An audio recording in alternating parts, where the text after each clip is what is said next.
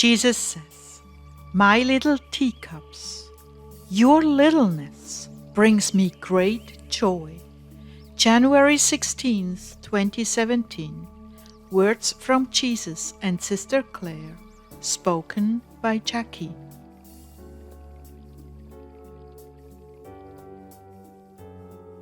Clare began, "May the sweet presence of Jesus always fill us to overflowing, so that we have no need for the laurels of men."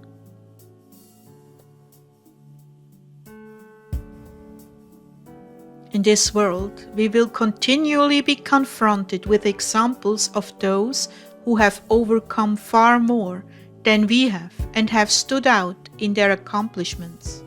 Sometimes those victories come at a great personal price, but they were willing to give it all up to live their dream.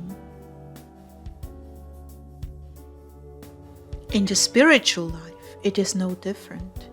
We will always meet up with those who love God more than we do, or at least it seems that way.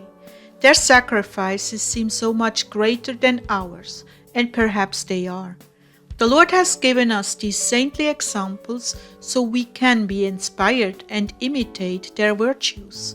But the devils stand by, trying to cause a reaction of envy and jealousy. Dear ones, we have a choice to make.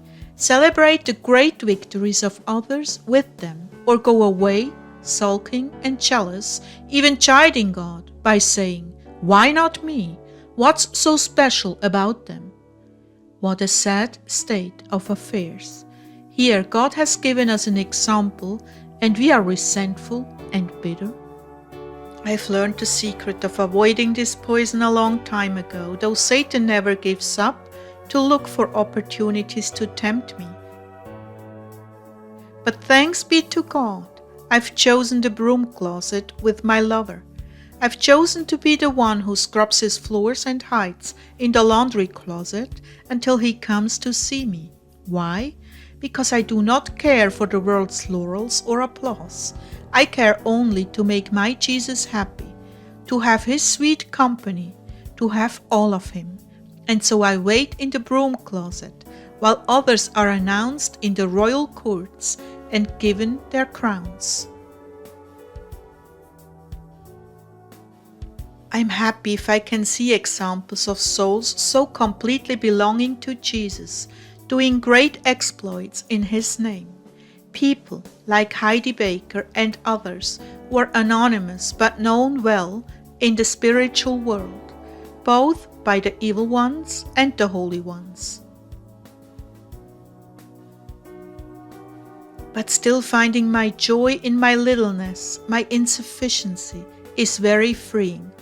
I'm free to behold the great love the King has for his little handmaiden, without the entanglements of ambition and the politics of the royal court. I want to love you, Jesus, and be totally blind to what the world applauds. If I see virtue far beyond my own, I want to applaud it, but then turn my gaze to him, asking, "Jesus, what more can I do for you?"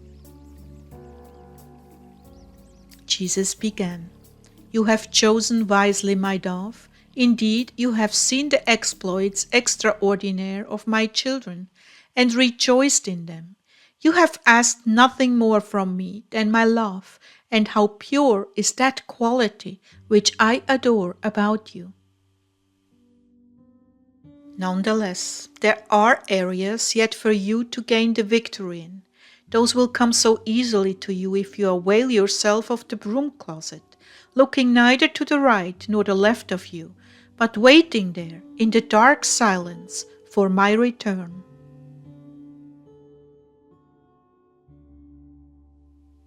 Clare, everything hinges on love, a love which you cannot generate for me. I must endow you supernaturally with this grace of loving me.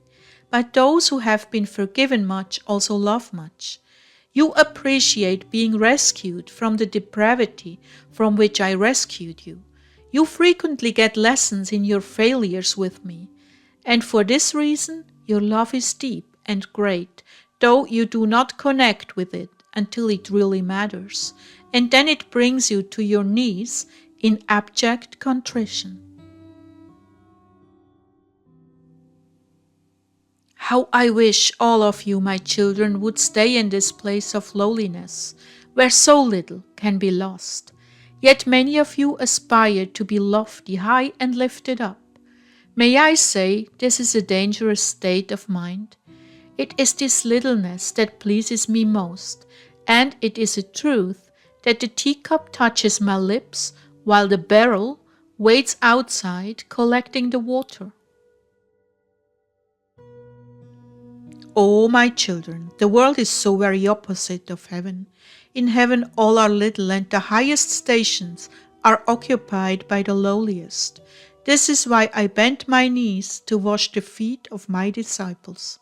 The greatest among you shall be the servant of all. Not that you should aspire to greatness and take it upon yourself to be serving of all.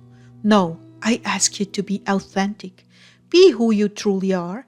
Rather, you should aspire to littleness, littler and littler, with nothing worth stealing. This is the safest spiritual posture, being so little that even the demons avoid you because you are of little worth. Not only that, but my angels rush to protect the little ones. To long to be a little one is a worthy ambition. One whose heart is so little, there is only room for me. One who is so satisfied in this littleness that jealousy never finds a foothold. You become jealous of one greater than you.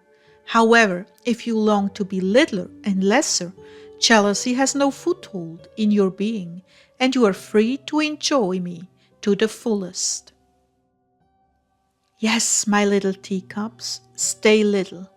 It is my joy to raise you to my lips.